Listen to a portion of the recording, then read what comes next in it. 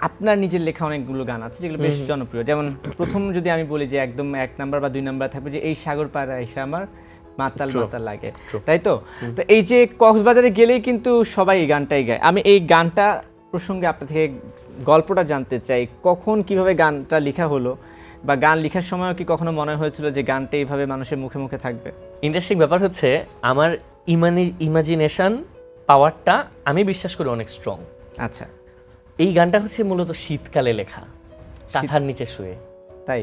হ্যাঁ, ইভেন আমি গুনগুন করে বসে বসে করতেছিলাম, ভাবতেছিলাম যে মানে সাগর পাড়ে আমার শীতকালেই যেতে ইচ্ছা করতেছিল, যে সত্যি কথা। কিন্তু মাথায় আসতেছিল একটা সুর বাজতেছিল, কেমন যেন একটা ঘোর লাগতেছে রাতের বেলা।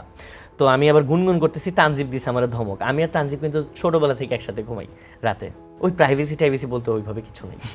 তো ও দিছে ধমক যে ভাই আসতে। তো আমি কাঁথার নিচে মাথা দিয়ে শুয়ে শুয়ে আমি তখন 14 বা 15 মিনিটে তাই তো এলাম সাগরে গানটা সবটা দিচ্ছি। এবং আই ফেল্ট লাইক যে ওইখানে গেলে আমার মন বসে না, শহর ইট পাথর নগরে। প্রথম লাইনটা তো শহরের মন বসতেছে না, কারণ তখন ওই মুহূর্তে আমার মন বসতেছে না, আমার মন বসে না শহর ইট পাথরের নগরে। তারপর আমি ফিল করছি লাইনটা লেখার আগে যে তাই তো যাবো না, তাই তো আইলাম সাগরে। কারণ আমি শুয়ে কল্পনা করতে বললাম, ইমাজিনেশন পাওয়ার স্ট্রং, যে সাগরে আসছি। তখন আসছে যে সাগর পাড়ে গেলে আমার কেমন লাগে। তখন আমি আস্তে আস্তে লাইন লেখা শুরু করলাম। যেখানে গেলে আমি বুঝতেছি আমার কি খুশি লাগে, আনন্দ লাগে, কষ্ট লাগে, কী লাগে। তখন মনে হচ্ছে খুশিতে মাতাল মাতাল লাগে। এই মাতাল নোট লাইক যে তুমি ড্রিঙ্ক করছো তোমার মাতাল মাতাল। এইটা হচ্ছে কি, যে মানে যারা নেচার অনেক বেশি ভালোবাসে, যারা এই পডকাস্টটা দেখতেছে, ওরা কানেক্ট করতে পারবে যে মাঝে মাঝে থাকে না খুশিতে দম বন্ধ লাগে, কারো খুশিতে ঘোরের মতো মাতাল মাতাল লাগে। তো এইভাবে করে লেখা হয়েছে। শুধু একটা লাইনে আমি আটকাই গেছিলাম, এটা হচ্ছে লাইনটা যে পারতাম যদি থাইকা যাইতে এই সাগরের পারে। কিন্তু প্রশ্ন হচ্ছে তাইলে কি করতাম। এখন মনে হইতেছে তাইলে কি আমি মাছ ধরতাম? না, যাইতেছে না, কি করতাম? এইটা নিয়ে আমি ওই রাতে আর লিখতেই পারিনি। আমি 2-3 ঘন্টা সজাগ, আর মাথাও খামাইনি।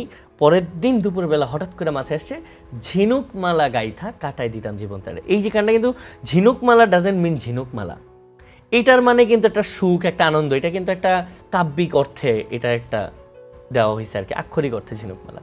তা এই যে একটু তো সুর বের হয়ে গিয়েছিল, এই গানটা একটু আপনার কণ্ঠ থেকে একটু শুনে আসি। এটাই ওকে। এই সাগর পারে আইসায় আমার মাতাল মাতাল লাগে, এই রূপ দেখিয়া মন পিঞ্জরায় সুখের পক্ষী ডাকে। এই সাগর পারে আইসায় আমার মাতাল মাতাল লাগে, এই রূপ দেখিয়া মন পিঞ্জরায় সুখের পক্ষী ডাকে। পারতাম যদি থাইকা যাইতে এই সাগরের পারে, ঝিনুকমালা গাইথা কাটায় দিতাম জীবনটারে।